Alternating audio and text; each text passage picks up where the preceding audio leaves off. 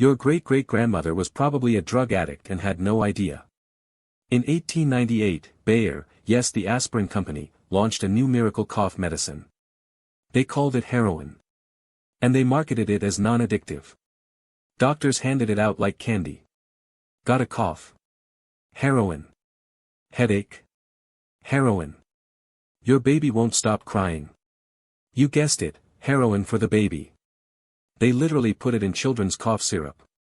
For over a decade, families kept heroin in their medicine cabinets right next to the bandages.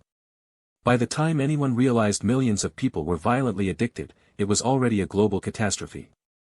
Bayer quietly stopped production in 1913 but never apologized. The same company that gave us aspirin also created one of history's most devastating drug epidemics. And they did it completely legally. If this blew your mind, smash that like button and subscribe for more dark history.